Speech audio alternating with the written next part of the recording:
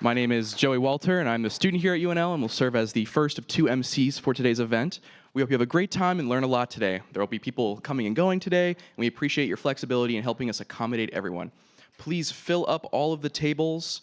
We expect to be at maximum capacity today, and we want you all to be able to participate in as much as possible in a way that respects everyone's right to be heard. We also want to remind you that today's theme is Empowering Youth for Climate Action. The coalition of sponsors of today's event would like to take a moment to acknowledge that the land we are currently occupying originally belonged to the indigenous people of this area, including the Oto Missouri, Pawnee, and Omaha peoples. We acknowledge that this land was stolen from the original inhabitants of Turtle Island. Some housekeeping notes: restrooms are in the hall beyond the doors where you came in, and you are welcome to the snacks and drinks that have been provided. Let's thank all of our sponsors for helping make this event available and free to everyone. These sponsors are Nancy and Doug Ehlers, NextEra Energy, Lincoln Electric System, Inva Energy, Nebraska Interfaith Power and Light, Nebraskans for Peace, Nebraska Sierra Club, Nebraska Farmers Union, Elders Climate Legacy, Nebraska State Climate Office, Doherty Water for Food Institute, National Drought Mitigation Center, UNL College of Agricultural Sciences and Natural Resources, Kastner, UNL School of Natural Resources, Tim Hogemeyer, Kim Roback and William Mueller, Kathleen Rutledge, Don Wilhite, Radcliffe and Associates, Citizens Climate Lobby Lincoln, Rich Lombardi, and Clyde and Mary Anna Anderson. And then a special thanks to Ken Haar and Dan Wilhite for their assistance in raising funds. The summit can be presented without charge to attendees. So first, I would like to welcome the City of Lincoln's Chief Sustainability Officer, Kim Morrow, to open our event this morning. Woo.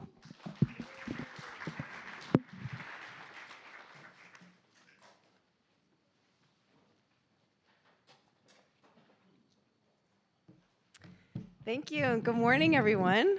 I would like to officially welcome you to the Youth Climate Summit. I was involved in the first Youth Climate Summit that we held many years ago. I can't even remember what year it was, but 2016, thank you.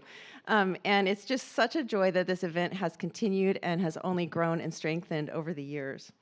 I'm really grateful for all of your presence here and your commitment to climate action. On behalf of Mayor Gaylor Baird, the City of Lincoln is very proud that this event is hosted here, and we're really glad to see so much youth interest in climate change. Speaking of climate change, I have been really saddened and horrified by watching the news about the impacts of Hurricane Helene in North Carolina. There was an unbelievable 20 to 30 inches of rain that fell in that region over a short period of time. And I found some stats about it. Apparently 40 trillion gallons of water fell in that area.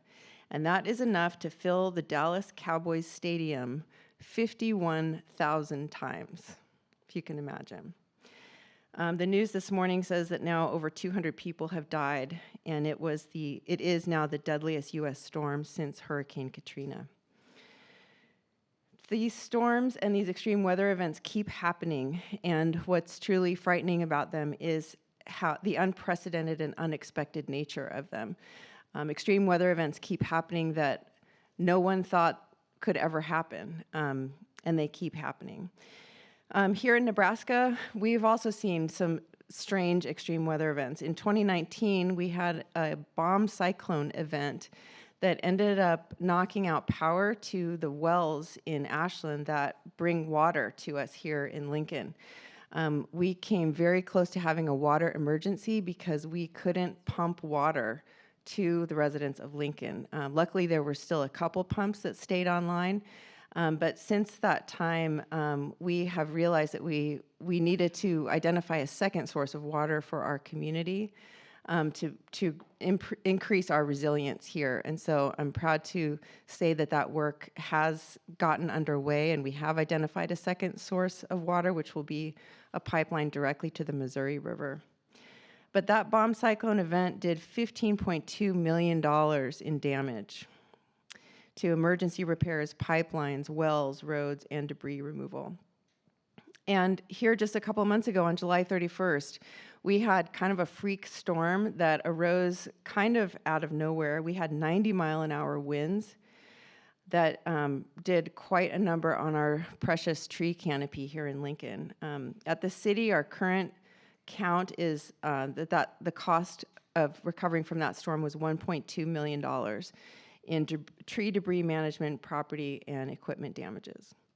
So climate change is making an increasingly severe impact all across the globe and here locally. But we here at the City of Lincoln are making steps to address it. Mayor Gaylor Baird is leading the charge to make Lincoln a climate-smart city. We were the first city in the state to develop a climate action plan. We're now 3 years into that climate action plan. We have already reduced greenhouse gas emissions 20% since 2011. We have a goal to reduce emissions 80% by 2050. We also have a goal to convert our municipal fleet to 100% alternatively fueled vehicles and to achieve net zero emissions from our municipal buildings. Some of the things we're working on, we have just launched the second phase of a heat pump incentive program where we're incentivizing our residents to adopt low emissions heat pumps.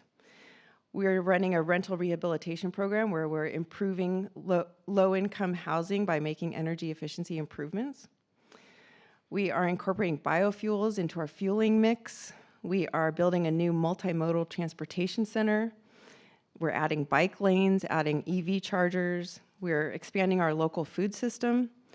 And we're working on a clean energy workforce development so that we are creating better pipelines to get people like you into green jobs here locally in the future. So I'm really glad that so many youth are here today. I think in every great social movement, youth have always played a pivotal role, whether it was the civil rights movement, the gay marriage movement, or many others. The voices of youth have always been transformative for our society. You all bring creativity, energy, and innovation, and you can bring those qualities to the climate crisis, particularly in areas like technology, social media, and activism.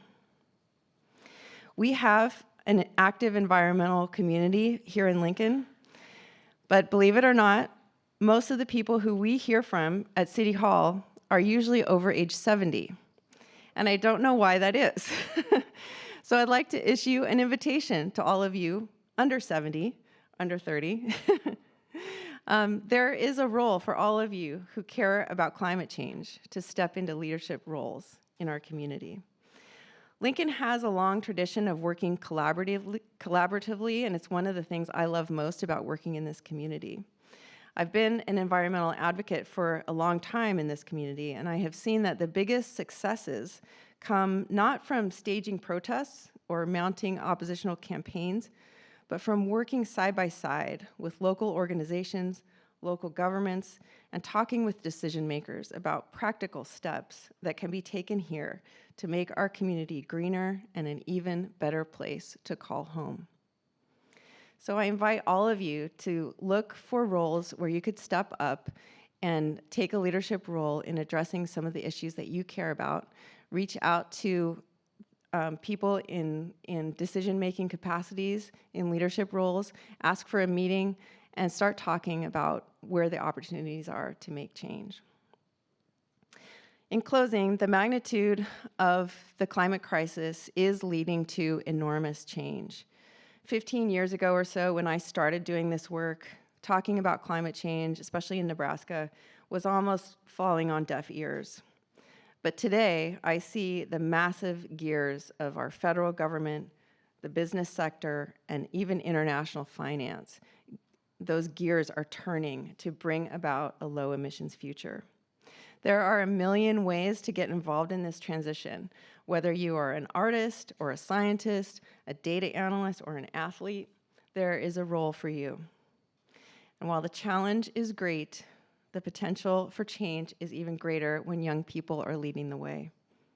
So thank you for your commitment and participation, and have a great summit today. Thank you.